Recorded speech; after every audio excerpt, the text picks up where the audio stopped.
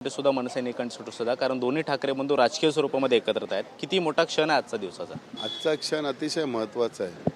संपूर्ण तुम्ही तुमच्याच माध्यमातून आम्ही विविध चॅनल बघत असतो की सगळ्या जनतेला सुद्धा एक आनंद झालेला आहे की एक दोन भाऊ एकत्र आलेले आहेत. शेवटी बघा, भाऊबंदकी महत्त्वाची असते, राजकारण महत्त्वाचं आहे तशी भाऊबंदकी सुद्धा महत्त्वाची. आणि ती भाऊबंदकी कुठे आज एकत्र आली आहे आणि त्याचा फरक मुंबईमध्ये पडेल. मुंबईचा फरक हा संपूर्ण महाराष्ट्रावरती पडेल.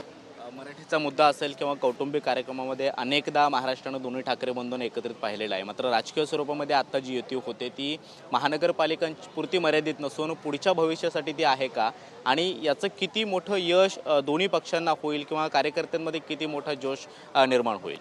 बघा, महानगरपालिकेपासून सुरुवात झाली, त्याची ही युती अखंडपणे टिकेल असं मला तरी खात्री आहे. बाकी भविष्यवाणी कोणच सांगू शकत नाही. महानगरपालिकांच्या आधी म्हणजे विधानसभा निवडणुका ज्यावेळेला झाल्या तेव्हा जर कदाचित हे झालं असतं तर ती ताकद ठाकरे गटाची सुद्धा वाढली असते आणि मनसेची सुद्धा वाढली असते. 100% वाढली असती. ज्या काही आमच्या सीट इकडे थोड्या फरकाने गेल्या त्या सगळ्या सीट आल्या असतील. मनसेचे सुद्धा आमदार. पण भविष्यात विधानसभेच्या निवडणुका तर लागतच जाणार आणि 4 वर्षांनी लागणार.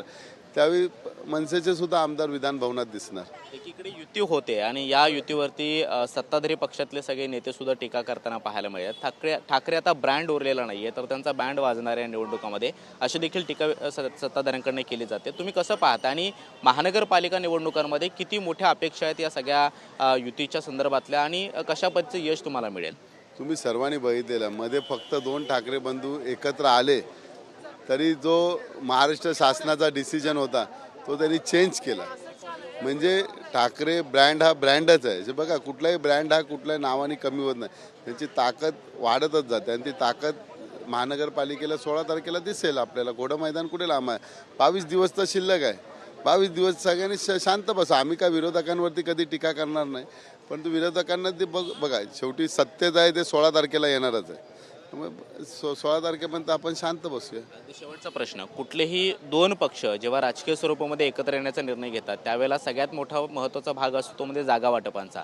महानगरपालिकांच्या निवडणुकांसाठी जागा वाटपाच्या ज्या मॅरेथॉन बैठका आतापर्यंत झालेल्या आहेत त्यामध्ये सगळ्या चर्चा अंतिम झालेल्या आहेत का, जागा वाटप निश्चित झालेलं आहे का, आणि त्यामध्ये कुठलेही प्रश्न सध्या उरलेले नाही आहेत का. 99.99 जागा फिक्स झालेला आहे. 0.01 काहीतरी झाली असेल, ती काय होईल. आता एवढा मोठा झाला तर एवढा मोठं गेलं आहे तर 0.1ला काय होऊन जाईल ती ॲडजस्टमेंट. विजयाचा विश्वास व्यक्त करताय, मात्र शेवटी प्रश्न उरतो की महापौर कोणाचा बसेल.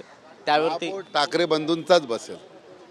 आमदार महेश सावंत आपल्यासोबत होते आणि त्यांनी देखील विजयाची भावना व्यक्त केलेली आहे. मात्र राजकीय स्वरूपाची ही युती आज जाहीर होत असताना पुढच्या भविष्यासाठी सुद्धा हे राजकीय समीकरण जे आहे ते जोडलं जात आहे, जोडलं जात आहे, अशा पद्धतीची भावना सुद्धा त्यांनी व्यक्त केलेली आहे. कॅमेरामन रोशन गायकवाड सोबत मी कृष्णा सोनारवाडकर, TV9 मराठी, मुंबई.